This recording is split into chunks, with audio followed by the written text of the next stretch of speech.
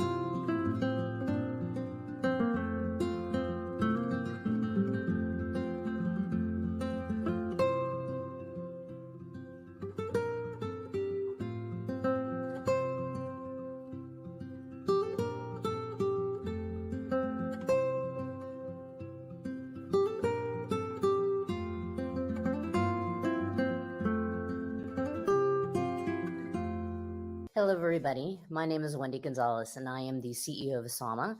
I had the pleasure of working side by side with Lila for many years.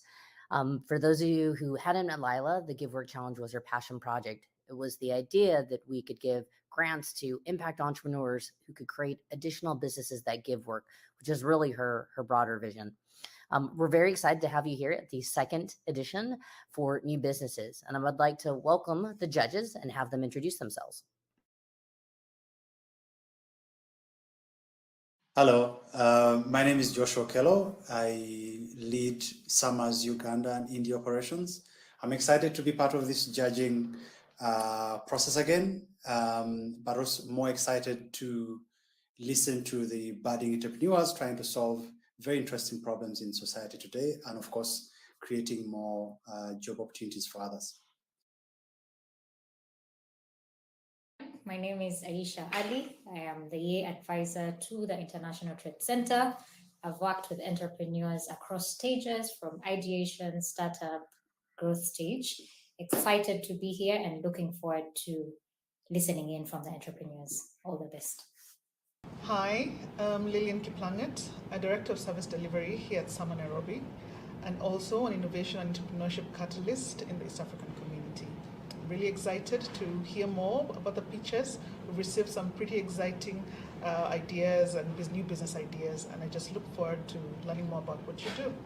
Hello, my name is Wahiga K. Muturi, and I'm looking forward to seeing what happens today. I've been in the innovation accelerator ecosystem for the last 10 years. I also work in PR comms and media as a specialist, and also serial social entrepreneur running a company called Let's Create Africa. I'm looking forward, even as we continue. Let's enjoy the moment, let's learn, let's keep asking questions, and let's do great. Let's impact. Thank you. My name is Ivy, better known as just Ivy Africa on social media. I'm specifying social media because that's where my business is set. I'm a digital entrepreneur, award-winning content creator. I am so excited to be here. I have a passion for women and youth. So when I saw the proposals, I was like, my goodness, can these people come and help me out in my line of work? So I can't wait to see what it is people are going to present today. And thank you to the Leila Jana Foundation for this. Opening the stage to Thunder Creations from Gulu, Uganda, a social business making upscale bags from plastic waste for children in refugee camps in Uganda. Take it away, Thunder. Gunshots, tears, death, war.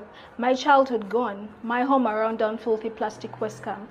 At the age of 7, my innocence was taken, used and abused, left to waste by a man I held in high regard. The irony is I was supposed to fit right in with my environment. I am Fiona Moseka. For a long time a dark cloud has lingered over me, my worth, my hope, all but a distant memory.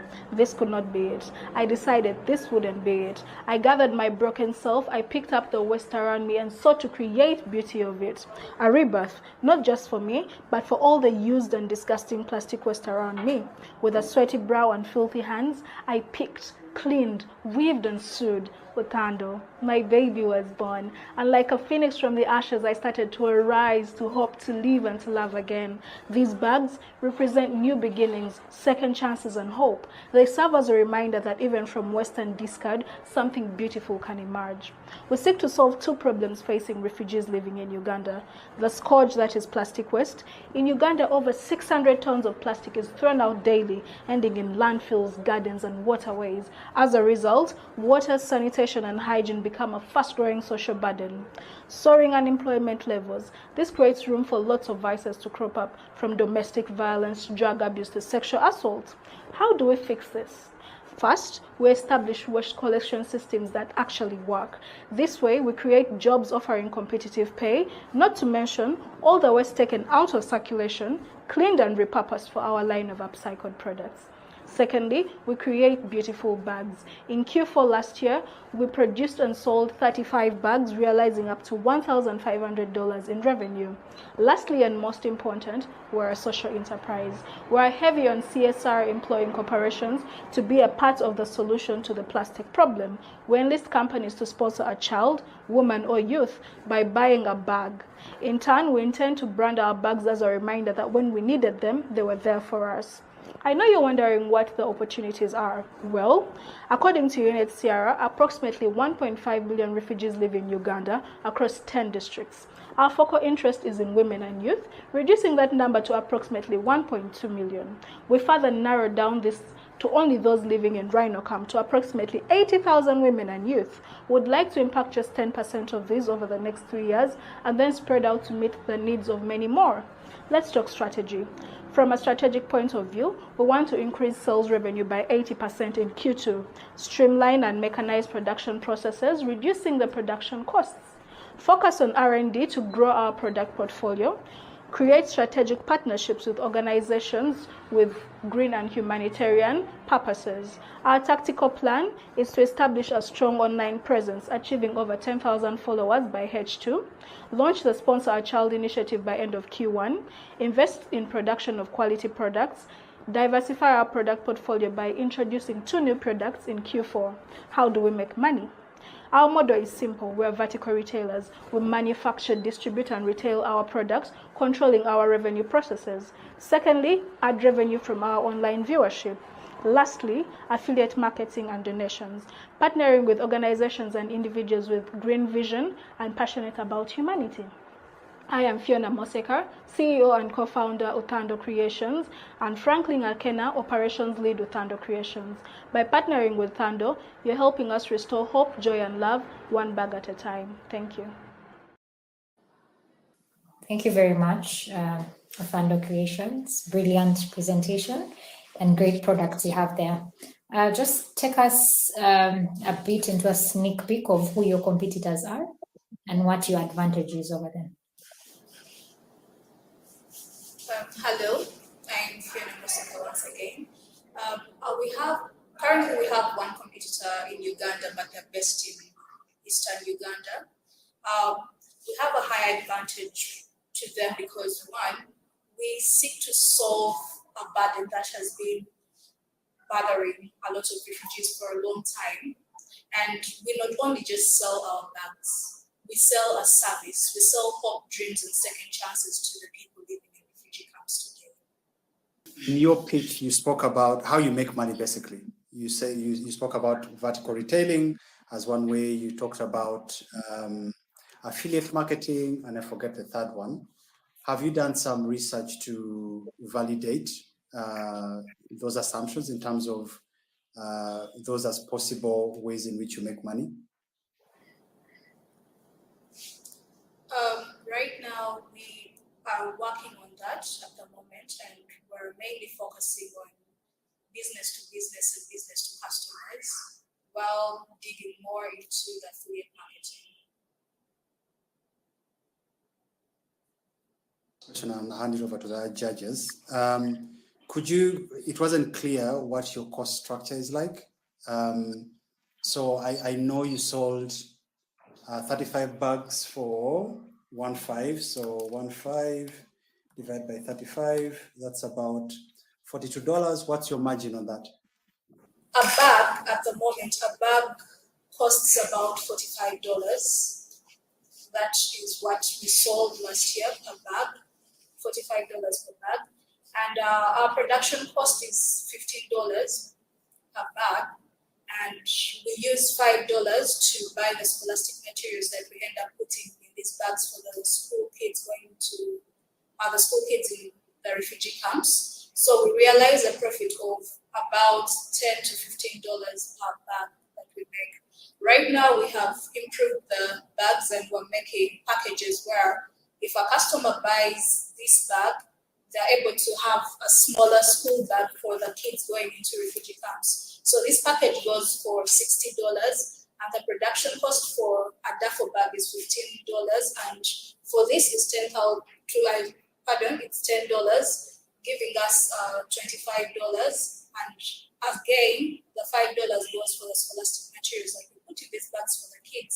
So we realize a profit of $30 per package that we make. Thank you, Thando, for that brilliant pitch.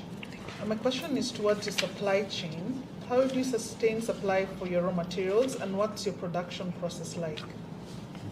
So first, our production process involves collecting of the plastic bags, while we hire the youth to go around and help us collect these plastic bags from wherever possible. And then that goes to the second stage where we sort and clean the plastic bags.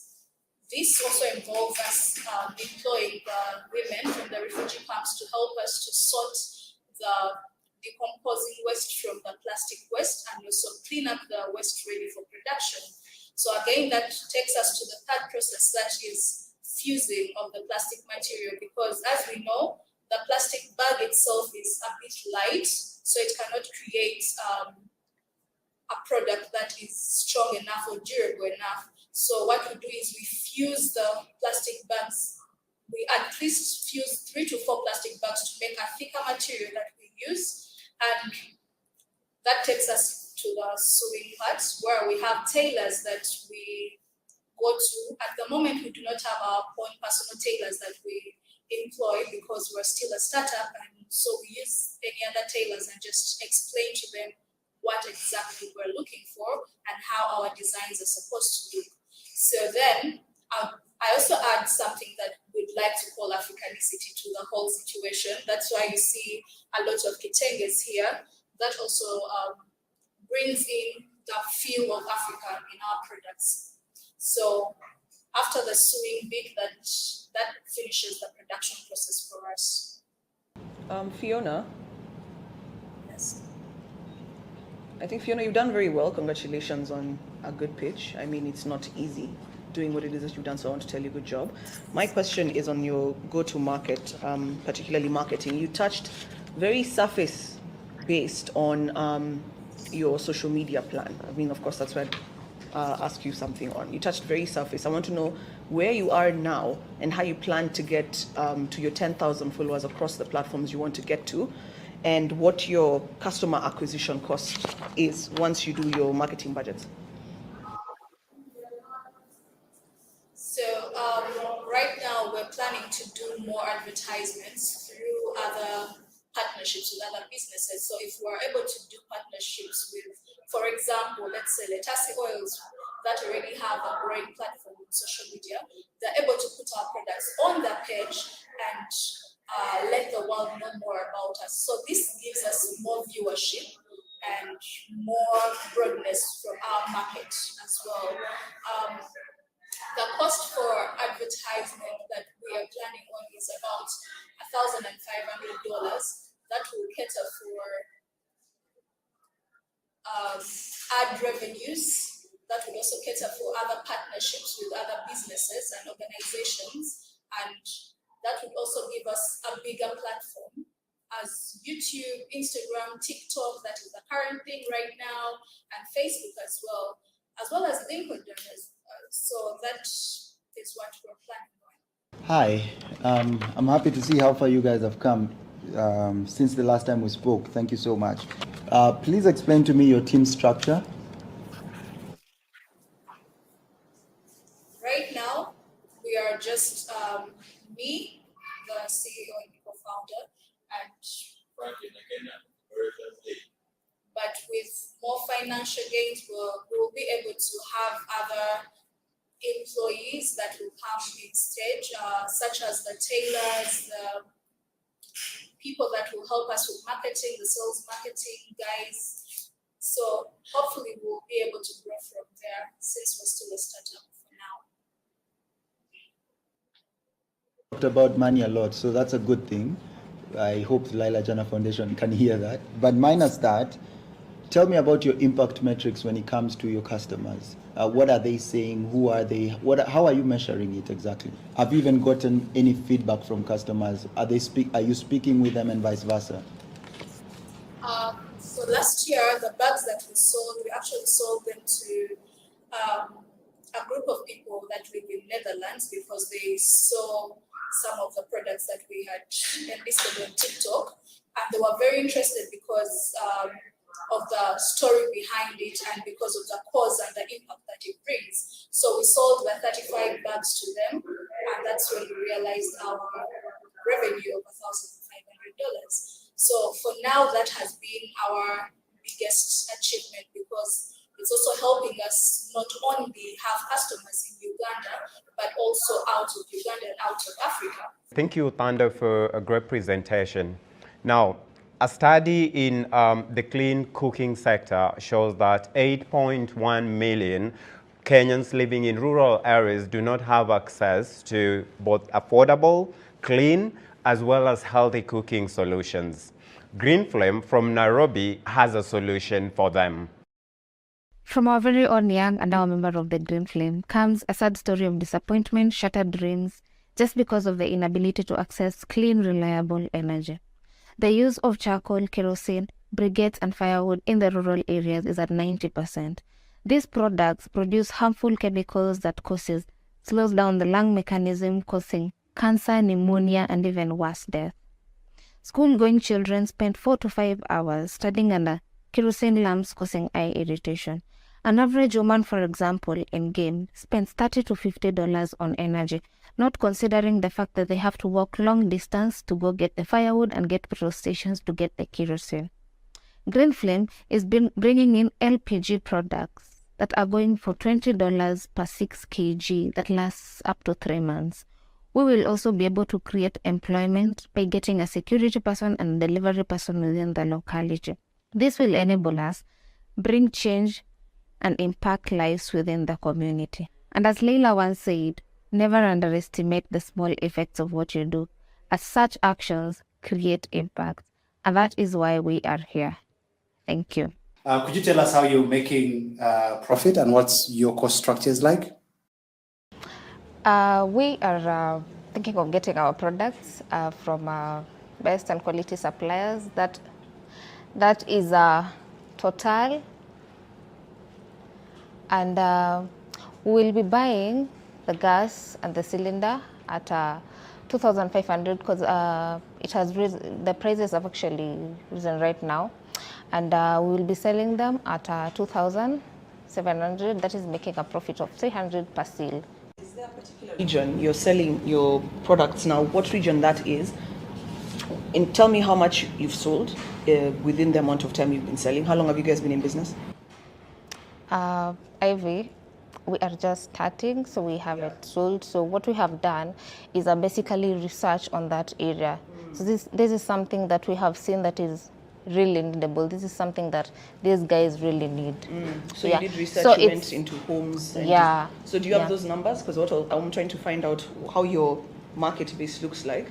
And for you to ask for $10,000 for this business, how much you sold and what your projections are, because your friend said you're projecting to make a lot of sales. But I want for you to put for me those numbers into perspective. How have you projected and what are the sales projections, your revenue projections?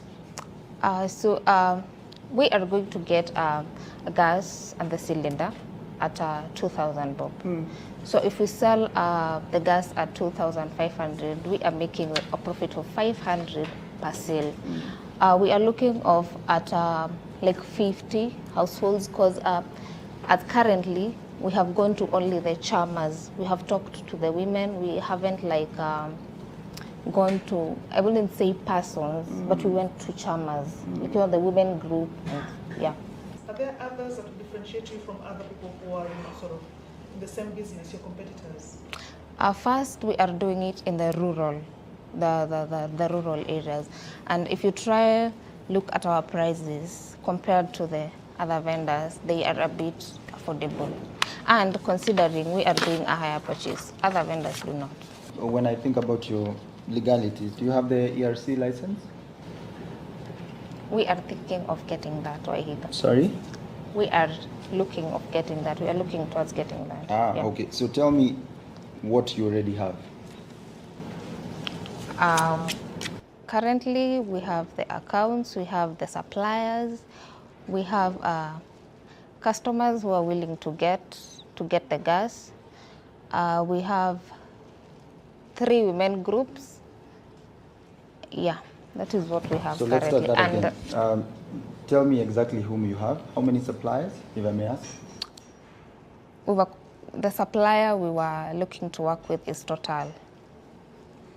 The supplier is Total? Yeah. Okay. The Total customers, how many do you have? We have 2 women groups. That's like about 150 households, 200.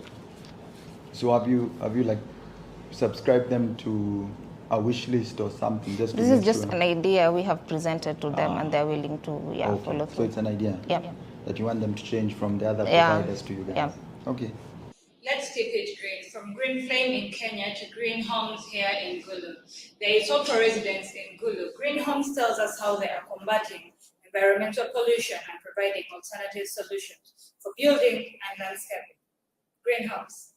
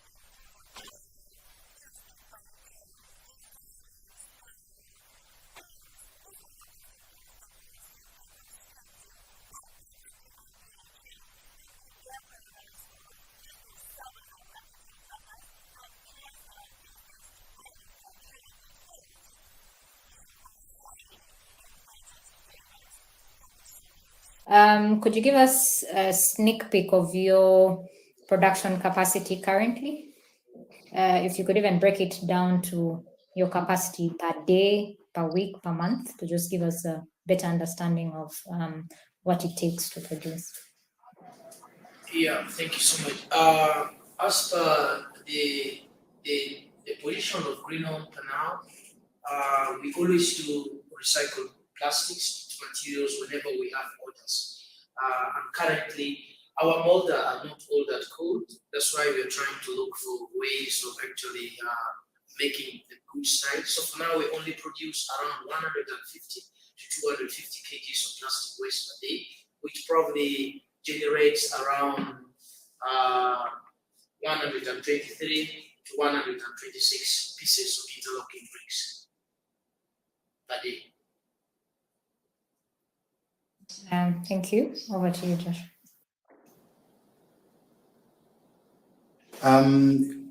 Could you? How easy is it to use your bricks to build versus the traditional bricks? According to the Ministry of Work, we have tested our product and it's 3 times stronger than cement concrete, being the fact that plastics replace the cement in this construction grade project. So the idea of also interlocking it, whereby you see that this bigger edges here, it enters just perfectly. So in this line again, with the price of the cement, that is carried to right now in Uganda over something like 40,000 per bag. So now this one, in producing this one, there's no cement, you have saved that money, and also while constructing it, you're just interlocking. So that's the idea with which it's beating the cement products. And similar to what Aisha had asked before, could you run us through how you're making money in terms of profit? So how much do you spend to produce one brick? How much do you sell that brick? And therefore, what is your profit? Yeah, we sell these bricks 10% cheaper than the cement products. We used probably something like 1,900 per each brick, because this brick, it goes, these bricks, it takes around 1.5 to 2 kg of plastics, and we buy a kg of plastics at 300 when we're outside here on the streets. When someone brings up to our recycling units, we buy it at 400. So probably we use something like 800 per bricks, and then with the sun, unfertile sands, so probably takes around something like 1,100. So we spend 1,900 in producing these bricks, and then we sell it at 3,200 per brick. Say that someone is buying in bulky, but now if someone is buying less, we sell it. Say that someone is buying in bulky, we sell at 3,000. If someone buying less, we sell at 3,200. So probably we are getting a profit of around 1,100 when someone is buying more. When some other people are buying less, we get something like 1,300 per brick. First of all, just to commend you on the excellent product that solves waste management problems. So good idea there of converting plastic to something that's usable. I'll circle back on the question around price point. As a customer, how does the cost of one brick compare with what I can get readily in the market? Yeah, 7 bricks of this real dimension in northern Uganda here, it costs 5,000, and ours we are selling at 3,200 shillings. What about lead time in production? How long does it take? So I think the first question is, where do you guys get the plastic? Do you also collect the plastic yourselves? Where do you collect your plastic, and what is the lead time in terms of production? From collection of the plastic to point of sale, and finally, who exactly are your customers? Because I'm not sure I've understood whether you're selling to contractors, or I don't think I was clear on who your customer base is. Yeah, with the help of the street kids and women and youth within northern Uganda, we do buy these plastics from this youth that we have already grouped them in a group. They collect and sell it to us at 3,000 when they're in their sites. And when they bring it up to our recycling site, we buy it at 400 shillings. So, but we normally order for them when we need them. Now, this is a point where we're seeing a way of scaling our production so that we can be having them instantly. From collection to the shutting, up to the selling, like if you have ordered for it today because we need it today, it doesn't take us long to get it even, and then we start the production. Currently, we have sold, this is our second product. Our first product, it's Eco Foundation block, which we are selling to one of the company that do construct houses using timbers. So for us, we just supply them with the Eco Foundation block for their foundations. So we have made partnership with them, and we are selling products to them right now. And secondly, we are trying to make partnership with organizations that they do support the construction projects in schools. But we feel like first prototyping, doing showcase with this interlocking before jumping deep into that project with them. We need to build a house using this first, and then we show them that from this side, now we can give you a real what you want. So we want to show that from waste, we can build a house with it. Purely, not only foundation, but the whole of the body of the house using this one. So we are targeting the NGOs and the government after showing our product that they can build the real house. We have done a simple one, even if, as you can see right now, it can be interlocked perfectly. Now we want to build the whole house using it. Now, to the audience watching online, we host this competition every single year. Now, me and Garth took a chance to actually apply to this opportunity, and we won amount of money that we pumped into our business and have actually experienced growth since then. What I would encourage you, if you do have an idea that excites you, is to head to our website. The application for existing businesses is already open. Make the application and you stand a chance to get $6,000 that you can pump into your business and scale it to the next stage. Now, we're still keeping it green. And basically, from Uganda, now we're shifting gears, and we want to look at a business here in the country that is actually creating a change through change in terms of behavior change. What they do is they produce films for young kids between ages of 4 to 10, and basically they're trying to create this change from the beginning when the kids are very young. Let us give it to Jungle Lani for the next presentation. Welcome to yet another of your favorite stories. Guys, let's face it, pollution is as a result of human behavior. All messaging around environmental conservation is targeted for the adult audience, yet kids are the victims. Kids interact with a lot of confectionery and plastic products in our households. They can influence a lot of our purchase and consumption habits. They are effective agents of behavior change towards the adult population. We see an opportunity because we can reduce the number of young adult pollutants and thus a safer future. My name is Edward Kagore, and I will explain to you why you need to invest in Jangolani, what impact we are going to have, and how we can scale our concept. Jangolani is developing a kids storytelling show whose aim is to 1. Create awareness, responsibility, and action. The story in every episode will focus on 1. Creating awareness. Secondly, the call to action of the activity in the episode will teach our target audience, for instance, how to collect and sort waste and then take it to a collection partner. Thirdly, we are equipping our target audience with referral methods that will help them have influence over their family and peers, or even create environmental initiatives in their neighborhoods and schools. And most importantly, we'll be collecting social impact data from our collection partners. Some of the metrics we're interested in are: what was the volume of this waste that was collected, what type, what use was it for, from which geographical location, etc., etc.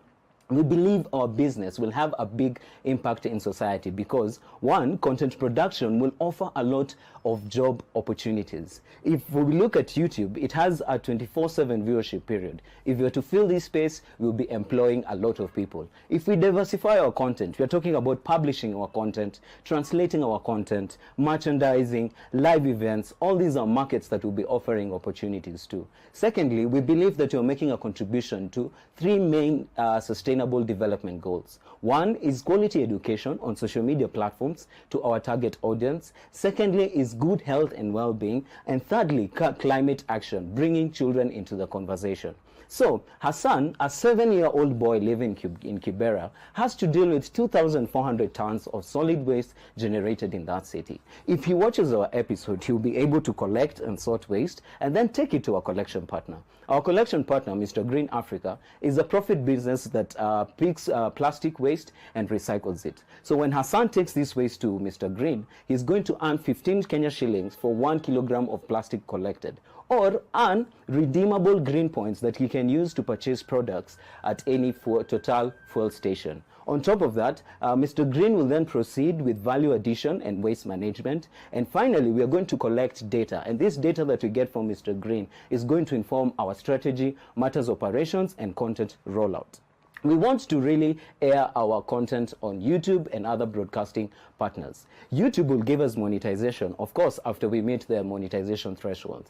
Broadcasters locally offer a rate of around 1,700 to 3,500 for advertising space. When local broadcasters also buy content, they're going to buy it at a rate of around $1,000 to $2,000 per episode. We want to exploit affiliate marketing. We want to do live events. We want to do merchandising. We want to monetize from Skiza Tunes, which is a local ringback service here in Kenya.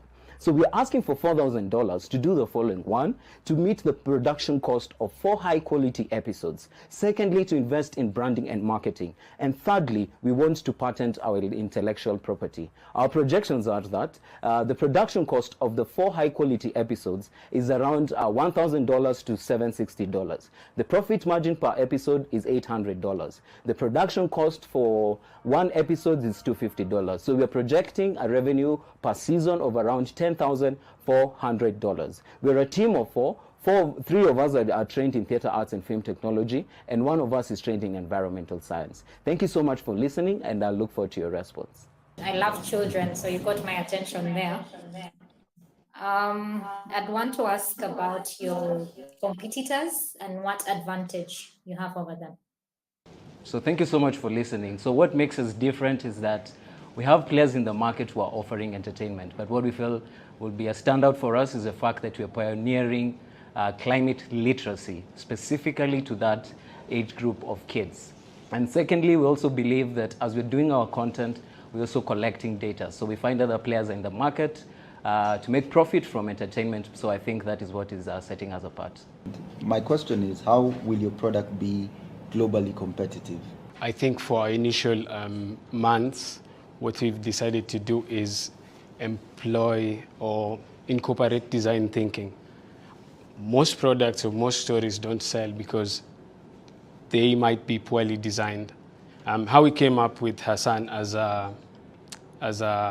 one of our profiles or one of our target markets is we thought through if we were to design this from the start. So what we'll do is in our initial stages, we will design our characters, design our content, research, and hopefully by backing our content with good research and informed research, we'll be able to take it out there to the global world. What I'm trying to get clarity on is how we're separating a YouTube channel and a business. So right now I'm stuck on the content, and I'm stuck on the fact that I've gone to check. You don't have a YouTube channel existing. Yeah. But that's your biggest your biggest seller, but it's not there.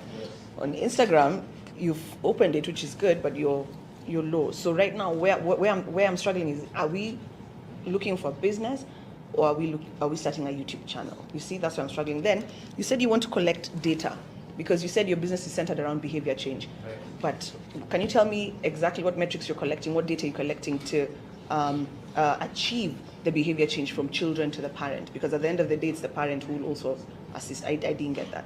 I think you can handle the second question as I handled the first. So matters trying to understand whether it's a YouTube channel or it's the business. Starting out, we really wanted to just start cheap. So as people say, start with what you have. But kids are a very unforgiving audience. If you give them low quality, if you give them mediocre content, they will not watch that content. Kids are a very loyal audience in the sense that some of the content you've watched since your childhood, you actually remember it, and you don't remember it for being mediocre. So that's why we felt that we really want to start strong and we really want to start right. So that's why we said, fine, let us do our concept. Let's do a pilot episode. Let's approach a partner who will tell us, okay, we're this brand and we want to sponsor your show because we like it and we feel that you can actually penetrate the market. So that's why we have not opened shop on YouTube, because we want to start strong and have a big impact. And the strategy again is, if the broadcasting partner is able to take our content, they are talking about airing the content for like 2 seasons. So that means, first of all, we'll get a national reach in terms of marketing distribution, and then that traffic will now drive it to our social media channels, as opposed to starting on social media and trying to make it on the national platform. Most of my work on climate science has been centered on designing questions for adults. Yeah, so that's their willingness to pay. So I have to shift from that to designing questions for kids. So thinking through that, one of the things we're looking to see is how much waste can a kid collect per day? How far do they need to walk to get to the collection partners? And also how much do they stand to gain, both money-wise, utility-wise? So those are some of the few things we are looking to collect. Yeah. Thank you. Also, we had a 1-minute demo of our storytelling session. In case you're wondering, okay, you're talking about being storytellers. If you'd like, probably it would be played, and probably you can see whether it's interesting even for a kid, for starters. So I don't know if you guys are okay with that. Do we have time?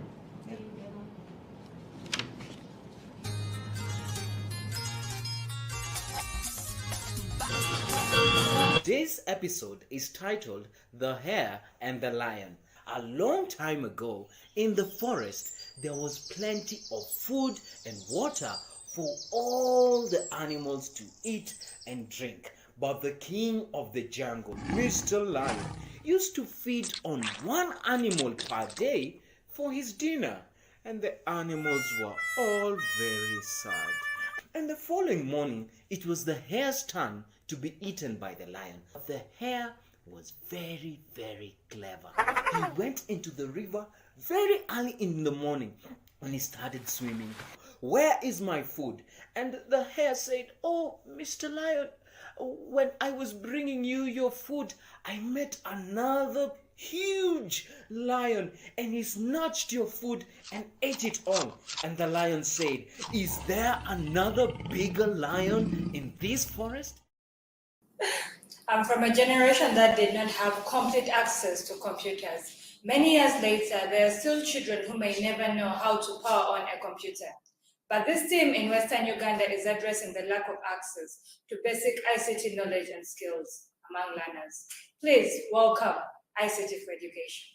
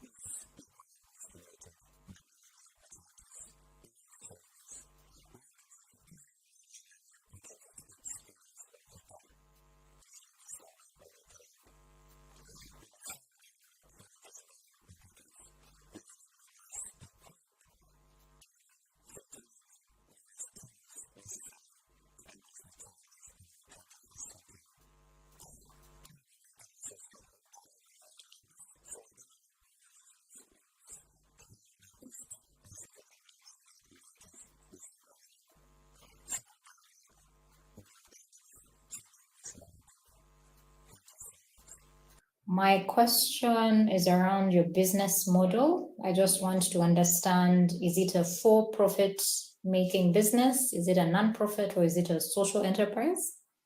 And then finally, I'd want to know what your go-to-market strategy is.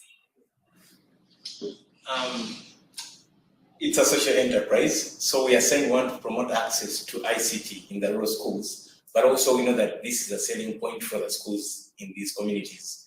So schools that have ICT programs easily attract students because parents would want their children to have access to ICT skills. So we tell the schools, every child that is part of our computer sessions, the complete course pays 20,000 Uganda shillings. And so it's a business in that way.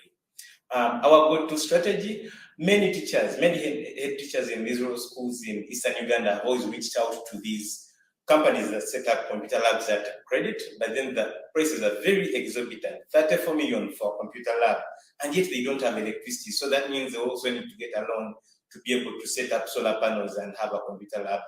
And so what is happening is that we reached out to the chairperson of the head teachers in Jinja district, and he introduced us to all these head teachers. So right now there is a lot of market because every head teacher is asking that we take the ICT programs in their schools. So it's been quite easy for us to penetrate into these schools. It's something that is easily sellable to the parents who are the payers. Thanks for that clarity, Nintendo. Maybe again, just to give me a bit of a breakdown, if you're already in business, could you just give us a highlight of how much you've made in the last year or 6 months? Yeah, so in the last year, we were able to reach 690 learners, and each of those learners was paid 20,000. So what happened is that for every 200 learner that we reach in a school or less, we make 4 million, and we can calculate 50% of that to go to the costs of delivering the sessions, the entire computer course, through transport, and then allowances like for food, and to support the volunteers anyway to come and support the training sessions. So we were able to make about, I think it was 9 million. We started with 4 computers. We started with 2 computers, and now we've been able, through the profits we've made, to increase our computer capacity to 15 computers. Yeah. I hand it over to Joshua. So what's the ratio of the computer to children? Is it 5 children to 1 laptop? Is it 10? Because you're talking of 200, 600 children. Yeah. If you could just give us a bit of a... So 200 is like for the entire school, but each session has an average of 60 to 80 learners. And so every computer is shared among 4 to 5 learners. Yeah. Over to you, Joshua. Question now. How many students you have to make your money back? So you're saying 20,000, which is quite steep for rural areas, but assuming that you could get that 20,000, how many students do you need to get back there to recover your costs and also going to get profits? Yeah.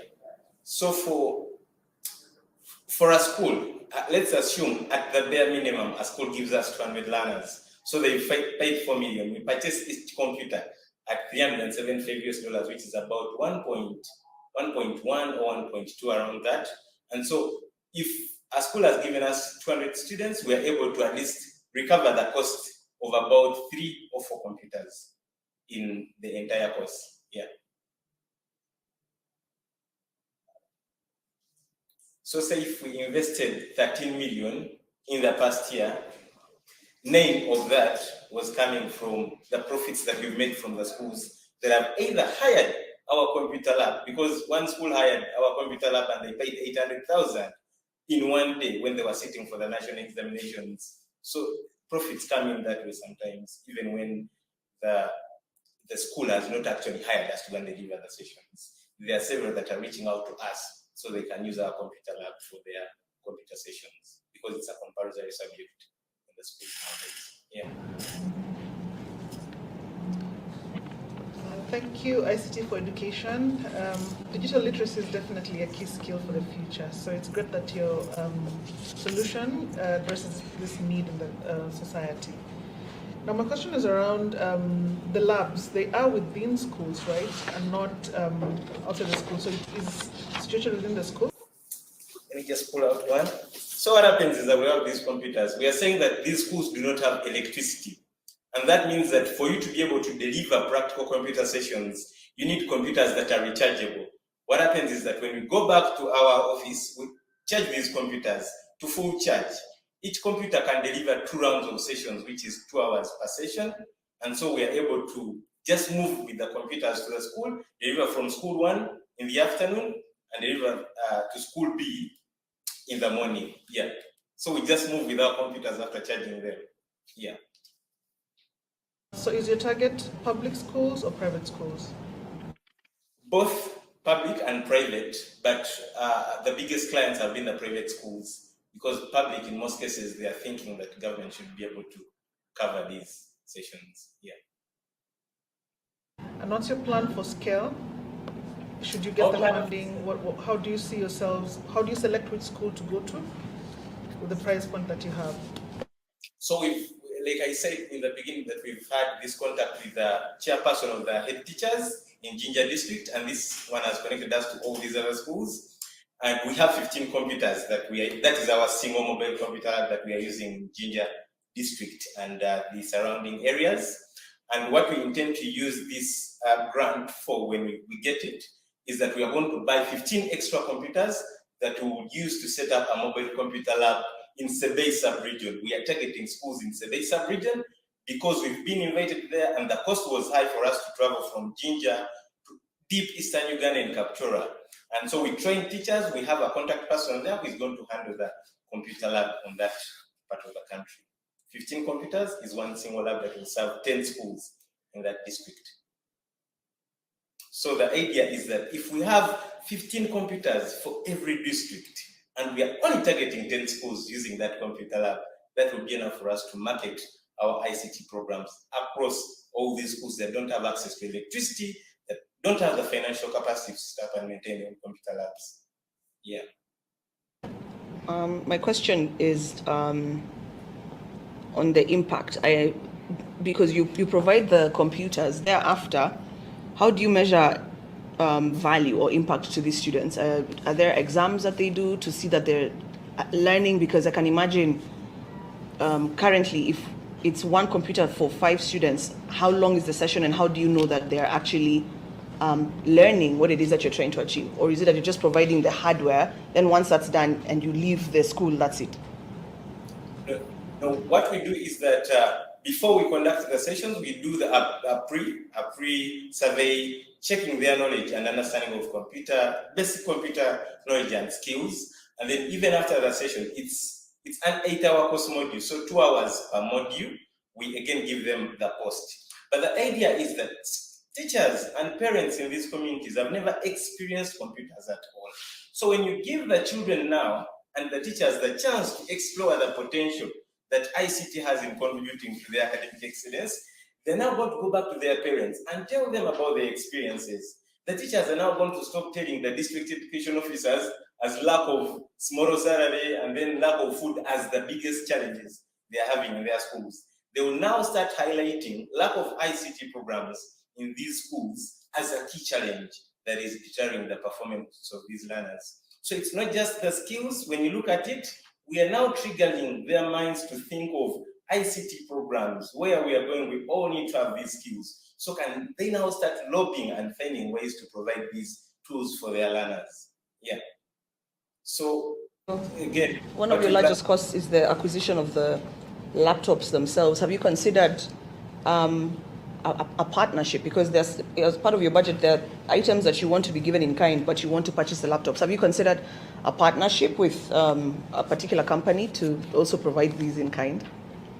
We have looked for partnerships. We've contacted MTN Uganda because they have the internet bus project. We want to trade on that idea and sell this to them, but it seems they're a bit hesitant to purchase computers and give them ICT for education. They would rather come one-off with their internet bus, which is not as sustainable as us having our own computer lab.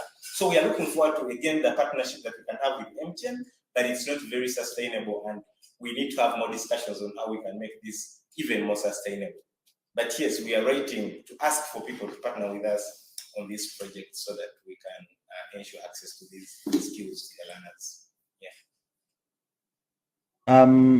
Yeah. 2 questions only.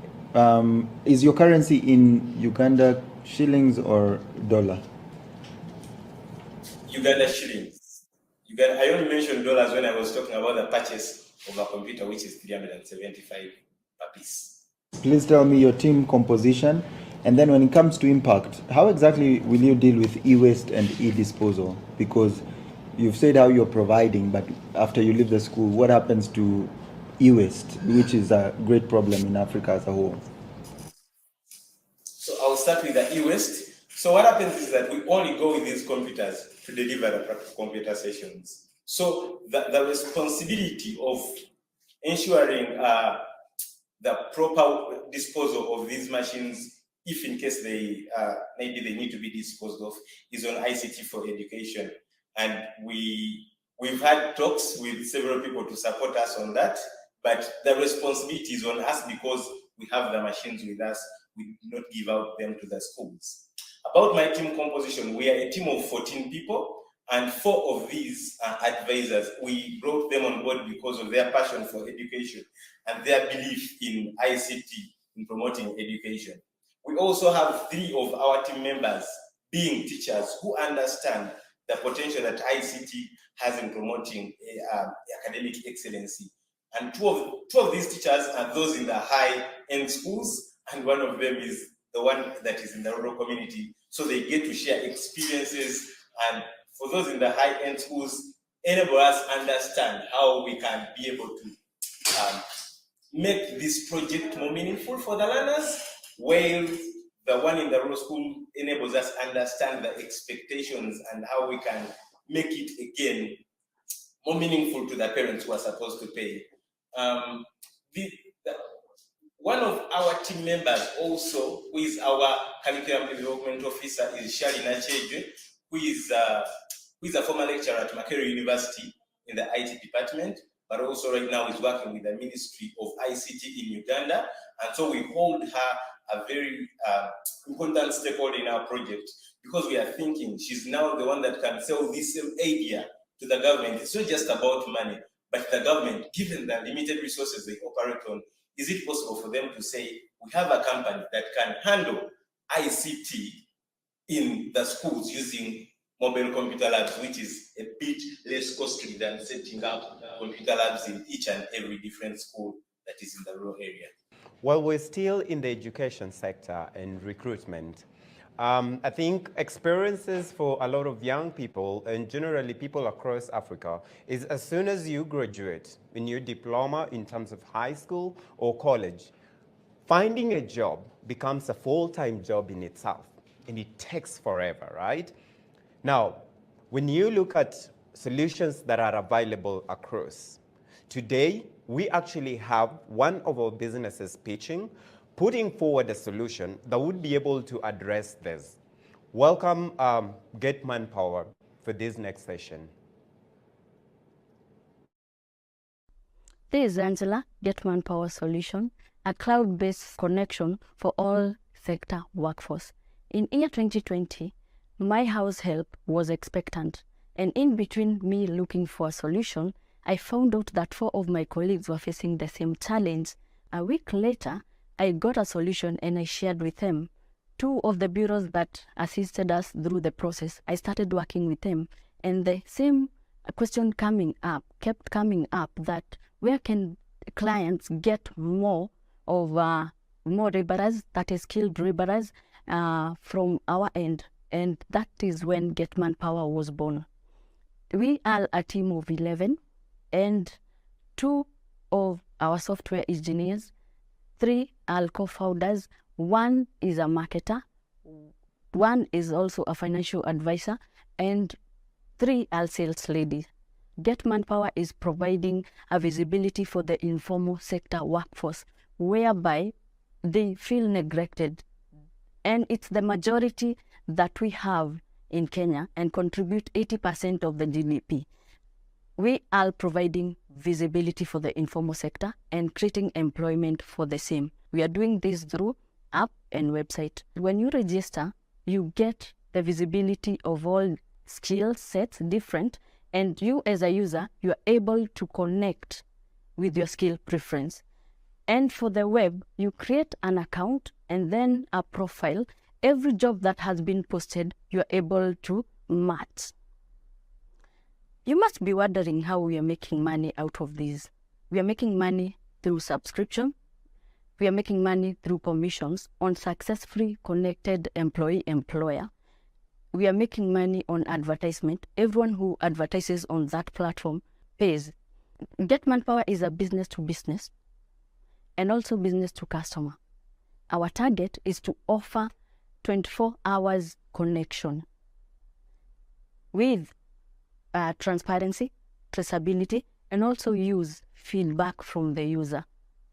Ever since we started, last month we had 7 bureaus, and this month we are targeting 10 to make 17. The whole year we are targeting 130. We are asking for $6,300 to train employees and employ more, and also train bureaus on how to use the app. Also purchase a virtual server to help us cut costs on the hosting. Thank you. This is Angela, Get Manpower Solutions and all sector workforce. I have 2 questions. The first one is, how are you differentiating yourself from your competitors? What's your competitive advantage? And I'm asking that because from reading the material that you shared and your pitch, it's unclear whether you are competing against the likes of Upwork or Freelancer, or people like Brighter Monday. Basically, that's my question. How are you different, and what gives you an edge? Thank you so much. That's a very good question. This is Angela, Get Manpower Solutions, founder. I would like to introduce my colleague. I'm called John, developer, Get Manpower. So when we talk about how we are different from the competition is, you mentioned Brighter Monday, they focus more on the formal sector. Get Manpower Solutions is offering a solution for the informal sector workmanship. We mention all sector workforce, which is the house helps, the gardeners, the electricians, the plumbers. That's how different we are. We are offering the skilled workmanship visibility. How do you recruit the different personnels with the skills, including the plumbers, and then the quality assurance? How do you do a background check? What's your due diligence process? Yes, we are going through bureaus. Actually, our business model is business to customer. Right now, we are focusing on business to business. We are working with agencies that represent them. Before we get you on board or we create a visibility of all the workmanship that you are offering, you have to produce all the certificates that are needed. That is labor, the business permits, all the certificates. And for you to, that is list all the workmanship that you have on the platform. You also have to produce the good conduct. They have to have a good conduct. It's a necessity on our platform. Just to follow up on Aisha's question around the quality control, we talked about the business side, but what about the informal workers that you're bringing onto your platform? Is there any other way that the quality control besides? I would say we are mostly doing a background check that is in partnership with the bureaus. For last now to list all the workmanship that you have to have a background check. That's why we are going through the bureaus for them to make sure they have done enough research on these personnel or through the references. And the other one is we are going directly. There is an answer that I didn't, there is a question that I didn't answer. We are going directly to these bureaus for us to now get you on board. We are doing that and ensuring that everything that we see physically, the certificates and everything, we see them and we list them and we have an agreement between us. And also to add more on what she's talking about, we have also incorporated government system where we are able to verify the ID. If you provide us with an ID, the app itself will be able to verify if that is an original registered ID from the government. If not, it will cancel your account. So it will not be able to be visible on the system. My second question is around, sorry, I'm losing my train of thought. I'll get back to it. I'll let. Okay. What tech stack are you using, if I may ask? Okay, what? Tech stack, technology stack. Oh, the technology that I am. Yes, yes. Okay, she has talked about the app and the website. Currently, Get Manpower we learn on Crowd. First, we are using the Google Crowd because the Google have provided us with the Crowd, and also Microsoft has given us a Crowd platform where now our data, we are using what we call Microsoft Azure for now. And then what happens when you actually have a problem? When a problem occurs in one of your clients' houses or something like that because of the person that you give, how do you handle that? First of all, the client will always come first. It's at a partnership, Get Manpower in partnership with the bureau. So we have to sort out the client first. If it's an issue regarding to insecurities, we sort out and seek justice first to the client. And then after, we do a replacement for the client. Also, I didn't mention that when you get a workman or someone from our platform, you are entitled to have 3 replacements in duration of 1 month in case you are not comfortable with that. A maximum of 3 replacements we can do. We are also incorporating virtual assistants where you, in case of any insecurity, the response time will be minimal because it will be virtual. You are able to communicate 24/7. Yeah, true. Yeah. as a mother, your story touched me because I've been there before where your nanny disappeared. So maybe I'll give you an idea. I'll give you an idea later. Let's see. But I have an idea for your product. My question is data collection. You're collecting a lot of data. So you have the customer's data, the business's data, the bureau's data. Are you compliant with the current laws in terms of what was posted by the data commissions? Do you have licenses to collect all this data? Currently, we are still working. We are processing on the data one, as he has said, because we need to produce to have that. But we have cooperation and we have labor for now, and we are in process of getting now the other one. Yeah. The second one is your revenue share model between yourselves and the bureaus. Who gets what? How do you guys figure that out? Because the bureau does a lot of the work, and then you guys come and digitize what it is that they've done. So how do you guys do that? What currently we are doing is we just launched our app that is 2 weeks ago on 12 Feb. Through subscription, that for one, that is guaranteed that they have to subscribe after every other month, after 3 months, that is a duration of 3 months. But in between, the bureau, and we are doing marketing for them and the connection. Yeah, and we are also coming up with another second version that now, instead of now doing through the bookings that we get through the app, we are going to get 15% commission on that. How? Oh, sorry. Sorry, I remember. You remember your question. Do you remember? Could you take us a little bit more around who your customer really is? Is it the bureau that's signing up, or the user who's hiring an informal sector worker to get into their home or their business to work for them? Okay, let me just explain the general Get Manpower. We are creating visibility for all workmanship. And how we are doing that, we are going through the bureau, not only the bureaus. If our app is on our Play Store, if you download, you're able to see all the visibility, the visibility of all different skill sets. We have cleaners, we have even cleaning companies on that. Right now we are talking about the bureaus, but there is also cleaning companies. We have even electricians, we have plumbers on the same platform. Yeah. Okay, to explain much and expound much on that. Okay, the app also creates a portal for the bureau, where if a bureau have 100 workers, they can also be able to upload those workers, and the workers will also be visible on the dashboard. Meaning, if a bureau have a portal and they have 50 workers, they are also able to add those workers, and they will also be visible on the other end to the users. Yeah. If we could find this next group of talented women that is preserving culture and conserving the environment in Uganda on a similar platform like Get Manpower's platform, Abamo Women Social Enterprise introduces us to their cultural experience. Up next, Abamo Women Social Enterprise.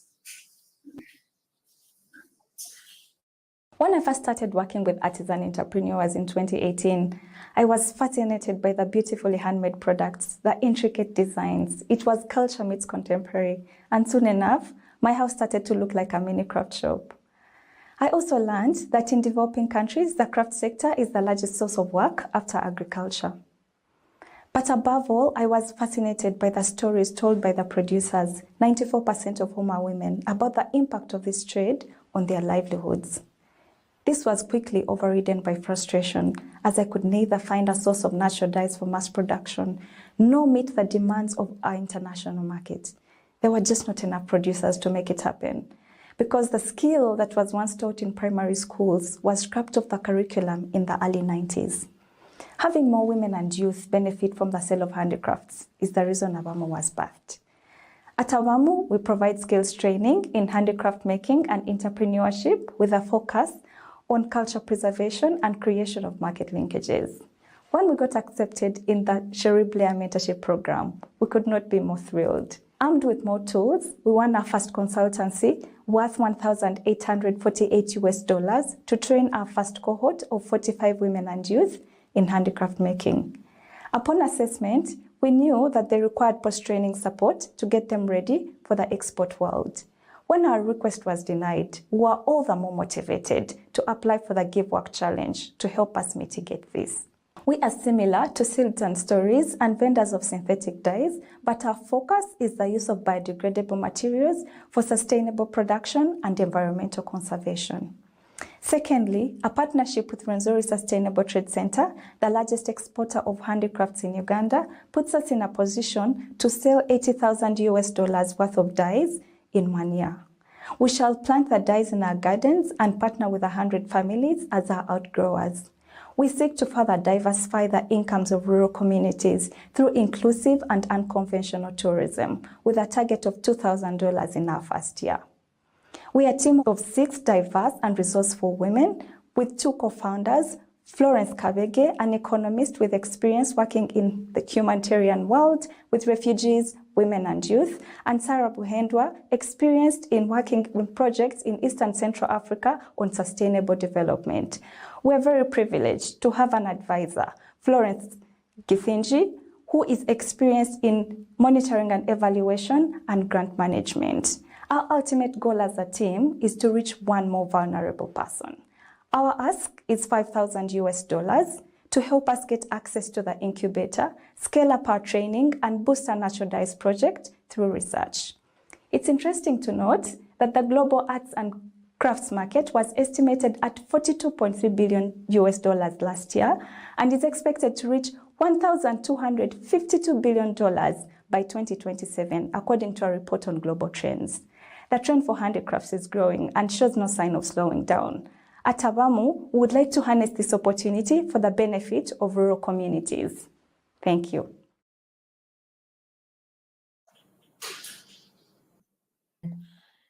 Your business model, and then your go-to-market strategy, but more importantly, quality assurance. We do know that the artisanry line requires products looking a certain way. So how do you ensure that? Thank you very much for having us. Our business model is B2B because we want to work with already established businesses that have a market for these, especially the natural dyes, and NGOs that would like to provide skills training and provide employment for their beneficiaries. And with quality assurance, that is why we have our training, and we mentioned that we want to provide post-training support. For the longest time, the craft sector was seen as something that was just for aid, but we want to provide a product that is not only artisanal and has heritage to it, but that is also competitive on the global market. So we do quality assurance through training. When we do training, we have a pre-survey and a post-training survey to assess the skills that have been attained by these artisans. And our go-to-market strategy is through referrals.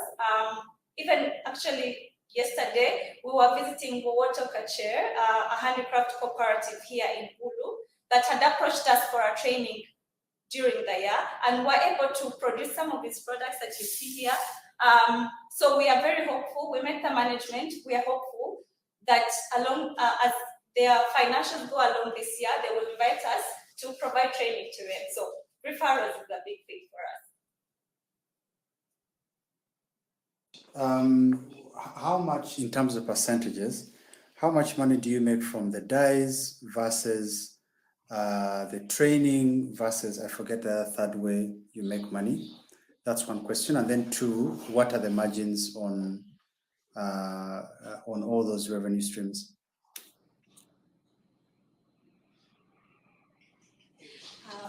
So for skills training, that's right now what we are really making money with. Last year, we made $673. That was 36%. For the natural dyes, we are at a level where we're testing it out. Much as we have gardens, and that is where the Leila Jannah Foundation, where the grant would come in really to help us scale and assess the possibility of adding value to these dyes and making a profit from them. And for tourism, we want to, because Fort Portal, our hometown, is Uganda's tourism city. It was declared in 2020, and there is so much traction with tourism, especially post-COVID. And we see that much as we haven't tapped into that, once we have our garden up and running, and we have a network of women that we're working with, we can tap into making money from the tourism sector.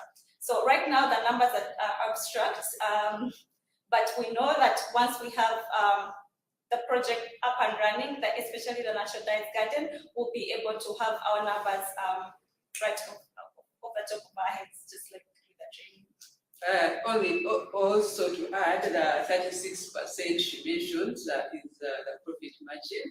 We were able to make $1,848 through the training that we had with our partner organization, and we've had referrals to train several other organizations, because we have been limited by access to materials and other things. We know that if we go to the funding, we'll be able to scale up with the training. And also, like the dyes is still research. We do have market for it, because we know that the market linkage rate for women, we partner with RSTC, which is the largest exporter of the crafts, and there is a high demand for products that are made with these natural dyes. So we are trying to harness this aspect of our business so that we do more research, we are able to come up. And this is a raffia which we are using to make some of the crafts, and we have used entirely natural things. And we are doing more research to scale up on this and be able to have the figures that are required. Because you've mentioned very big numbers here and there, please tell me just these three things. Some tom. I think we had already discussed that the specific addressable market, total addressable market, and the people exactly who you're going out to, which is the TOM, total obtainable market. When we were looking at the total available or accessible market, we were actually looking at the product of dyes. We have tested the training and we have seen how much you can achieve. But now we are looking at the dyes, and we saw the revenue in Uganda is $212,000. That is the demand for natural dyes. And if we looked at the serviceable, the SAM first, and we are looking at the Renzori region, it comes to $122,000 US, and the SOM, which is obtainable for us, is 81,000. So we still see there is a high opportunity for us in the market.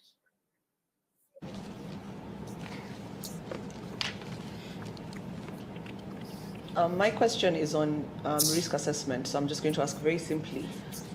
Tell me two things that could go wrong. First of all, because the dyes are natural, sometimes they're affected by climate, by weather. So it's possible that we are looking for maybe for a blue, and we get actually an experience that we had yesterday at Water Kachir, where we wanted to get a maroon, but it turned out to be a baby peach. I think we have something here. So that is one major risk, especially in the aspect of climate change. And also because we're planting, even we brought some seedlings to plant even here, so to test out and see where exactly these seedlings can grow, in which soils, under what conditions. So those are some of our major risks. And the other risk, like she says, climate is a big thing for us, because most of these dyes we need to use them in their raw state. If you get this, you need to use it immediately. So in case of bulk, then we might not be able to have as much as we need. But that is why we are looking for this funding, so that we are able to do more research and find and see if there is a way to preserve and test out different ways. And because we've been already able to do drying of certain dyes, and we have seen that it works, but we need more resources to be able to test out other possibilities and be able to mitigate these risks. Now, shifting gears, this is the last startup pitching today. And last year, a company called Origin shared their solution with us, right? They talked to us about their anti-splash innovation for the toilets. So today, we have another company. I would like to welcome Kake to pitch to us what their solution is. And if lucky this year, just like Origin last year, they would be walking away with a prize. Take it away, Kake. Hi everyone, this is Kakia disposable toilet seat covers. Ever been to a public restroom? It can be a nightmare. It's full of bacteria and viruses. Another scenario would be cases where children and elderly are exposed to hygiene-related illness due to dirty washrooms. What challenges are we facing? 1, we have breeding environment for germs and bacteria. 2, we have more cleaning time. And 3, we have hygiene-related illness. The negative impact to this is 1, dirty and sticky toilet seat and floors.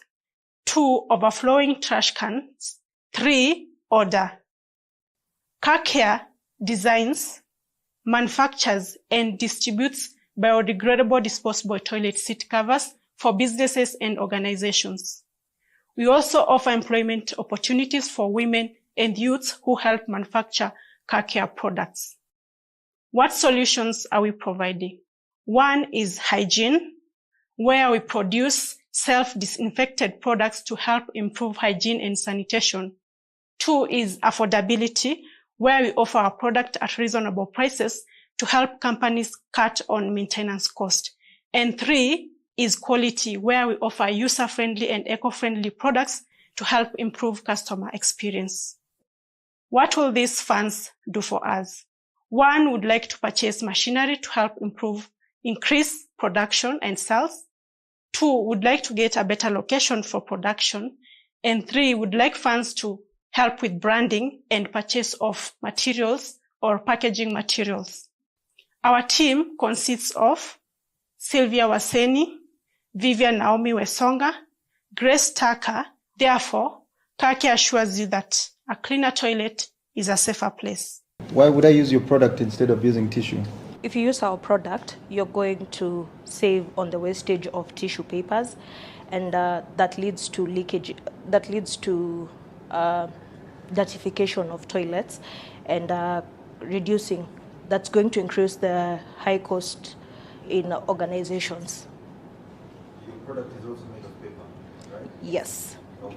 So, and this is tissue paper, right? Yes. Yeah, so I'll take that up. So for the tissue paper, normally people place it on the toilet seats.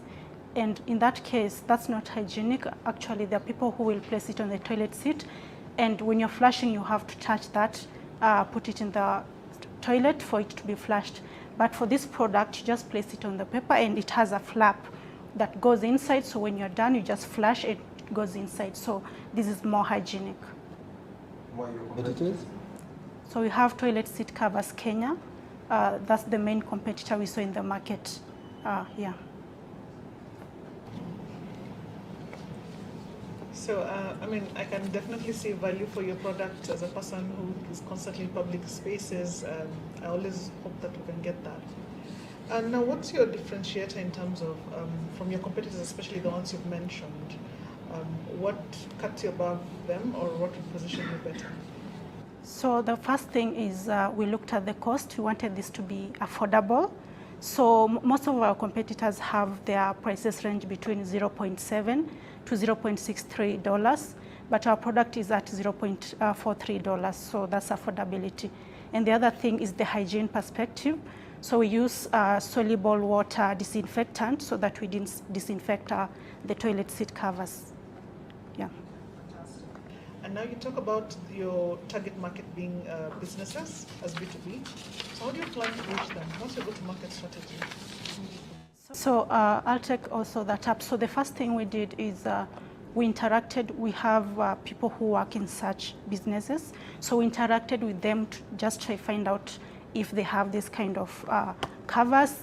If there's so that that way we know that there's this business that lacks this, and we're able to go there and pitch this and tell them we have this product for you and it's good for you. You're going to be very good when it comes to hygiene. So it's like word of mouth actually. That's the most thing that we've done. We happen to know people in those, the hotels, the schools, so we interacted with them, we inquired, and even hospitals. So there's someone we know at Nairobi Hospital, so we asked them. We were like, do you have this?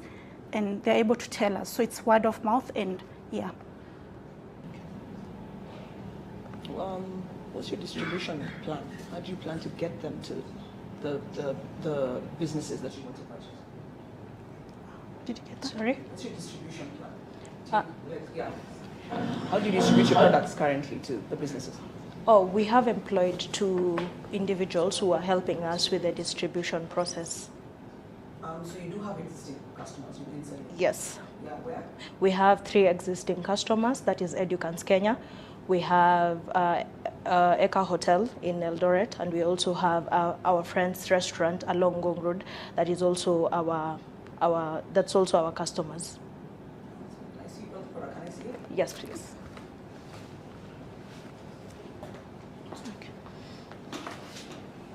Because I was going to ask you, you're targeting hotels and hostels. Some of these, I mean, we know, we don't really say, but we know they're very closed up to new suppliers. So I want to commend you for doing that. Maybe my fellow jurors can see. I wanted to see the product, especially also because of is it quality and also one size fits all. We need to, we need to work with the goods. I don't know if you guys want to see. Okay. Thank you, Kalkea. Thank you, judges. I can see some of you shifting in your seats and chatting in the background while your heads are still spinning. We will allow you a short break to debrief as a team and then return with 4 winners. We must appreciate the teams that pitched today. It takes effort and time and patience to actually put forward a good pitch. Now, as the judges go ahead to deliberate, let's head to Buibo Restaurant, where different cohorts in the previous competition met with Vanessa Buibo for a moment of mentorship and a chat about their businesses. So as you're speaking, how are people getting access to your honey? It's referrals, mostly from Somerset where I work. So mostly when I harvest, even if it's 30 kilos, by tomorrow or after 3 days, I don't have any. Also, it's working for you. Yeah, you don't even need... yeah, but I would love it to grow and to... Yeah, I feel like by now, there's never pressure, but like by now, anybody, like with your company, if you just mention your company, everyone needs to know where to source your honey by this time. Yeah, so I don't know how do you do the marketing? How much is this referrals? You only deal with referrals. Mostly referral, but from last year, this year I've been trying social media. Okay. Okay. Yeah, you should really, like, people need to know about what you're doing. Yeah. Well, for us, we've been around for 3 years, but we've been operational for 2. How comes I've never seen you up? And I'm the one in need most of that stuff. Like, how comes it's not gotten to me by now? So we've been bootstrapping. So we made an intentional decision to have an organic following first before we open it up to everyone. So if you live towards the areas of at the river Syokimau, you may have had a chance to see it somewhere. And right now we are also doing that with the Kilimani Ngong Road area. Yeah. Oh, wow, interesting. Because I would really love. I don't know, maybe if that strategy works for you, well and good, because you wanted to start with like organic growth first before, and that's perfect because personally that's how I've also been working here. It's never been about influencers, and I'm not saying there's something wrong with influencers, but like it's people if you know it. It's not because you've been influenced, it's also about referrals, and social media has really helped me. Just putting whatever you're doing out there in a creative way, because with social media you cannot just be boring.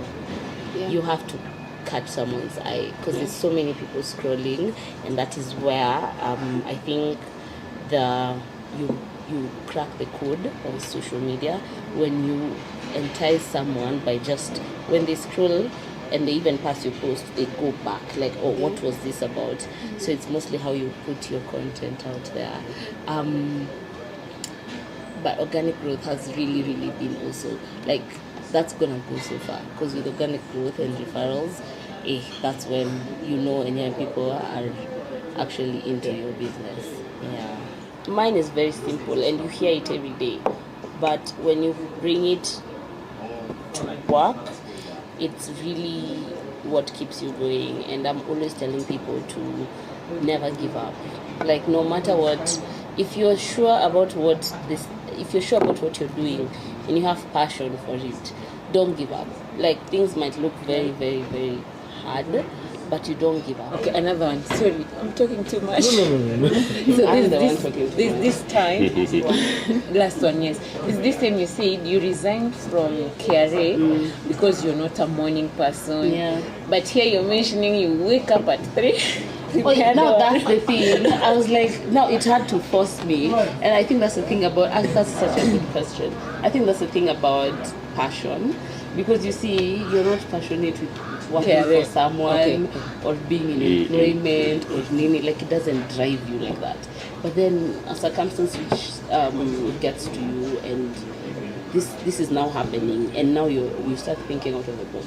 If these people need their food by 12 or by 11, you cannot say you're not a morning person and you're doing what you love.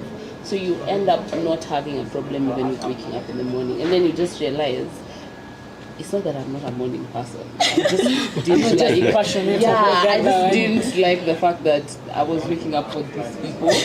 But then nowadays I realize I'm not a morning person. It's been amazing to listen to you guys and your pitches and your amazing businesses. Now, we want to hear from the judges who our winner from Uganda is.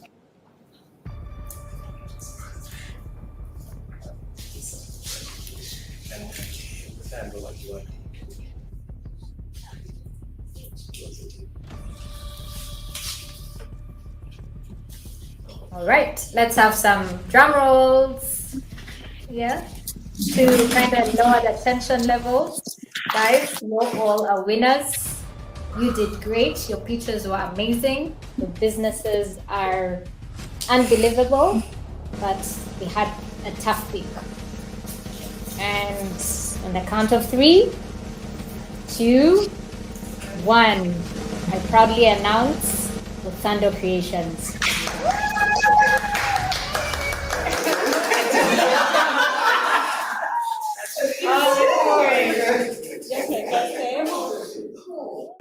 Back to Nairobi and get our first winner in Nairobi. Judges, take it away. Awesome. I want to congratulate everybody for pitching. I've done hundreds of pitches in my life and it's not easy, so I want to say good job. This particular person, I don't think we debated too much, this particular company, sorry, I don't think we debated too much, and they address a very key aspect in our lives. And you know, we say time is money. Do you know you spend 1.5 years in your lifetime in the area that these people are helping you out with? Can you guess who? Car care disposable. Congratulations!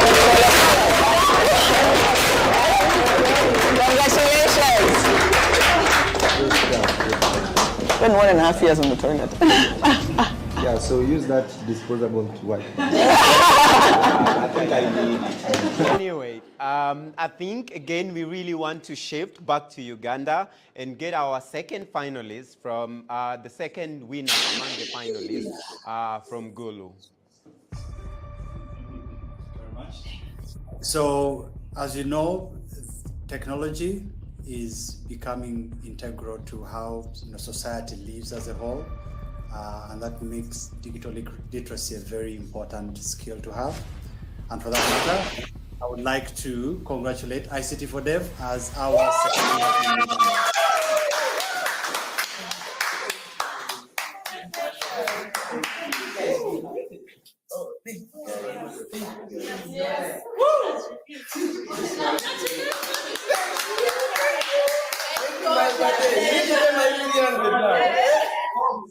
Thank you, guys. I think we want to appreciate ICT for Education for winning this award. I would give this opportunity to the judges in Kenya to give us our last winner from Nairobi. Sure, thank you. So for our second winner from Nairobi provides a solution that is at the heart of summer, which is to give work. And that particular company is Get Manpower.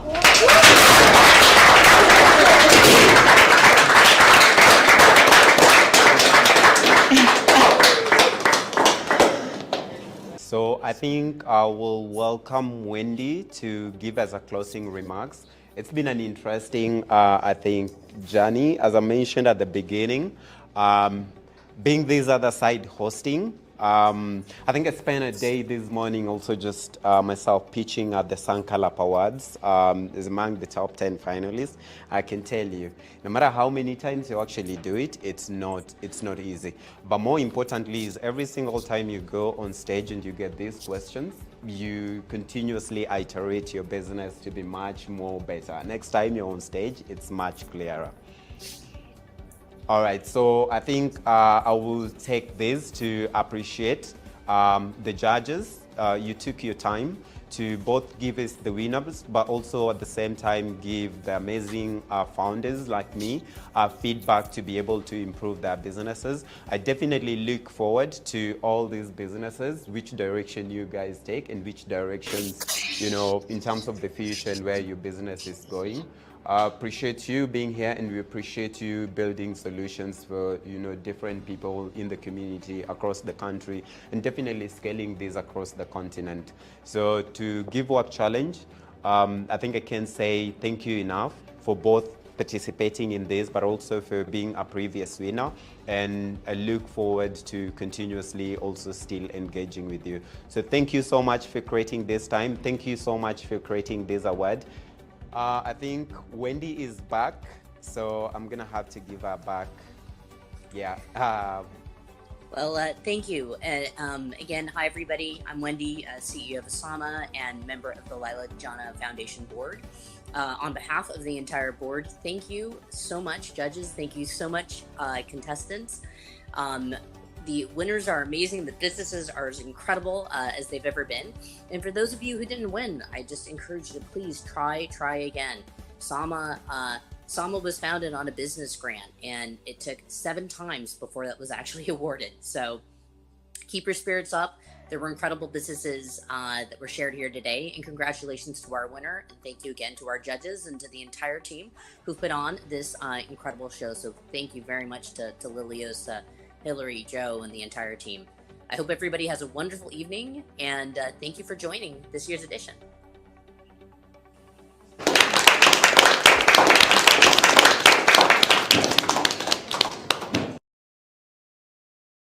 Wow, the competition this year was actually steep. Very good businesses, very good founders, especially because that's also what we are looking for most of the times. And then last but not least, very good impact. This year's competition was epic.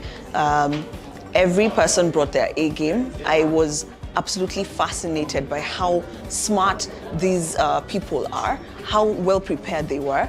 Pitching, I keep saying pitching is so difficult, and for them to do what it is that they did today in front of judges and their peers. I remember I even texted Lily also, by the way, I was like, is it fair that the other competitors are in the room? I was like, oh my God. So they did amazing. I learned a lot because I love learning new things, and the contestants taught me a lot. So what stood out for me is the passion that the contestants had for the businesses that they're representing today.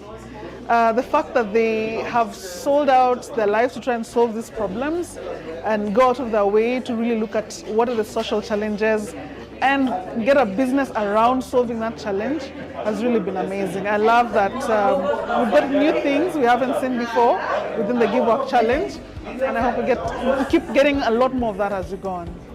So the first thing we requested for is the machinery that will help us get more production and increase on sales. So that's actually the first thing that we want to do. We want to scale and make sure that we have more production. Apply today. what I would say to other potential people who are out there, I'll tell them to apply and try their best, work on your best. Even if, in life there are ups and downs, even if you don't get the first chance, there is always a second chance. Try until you achieve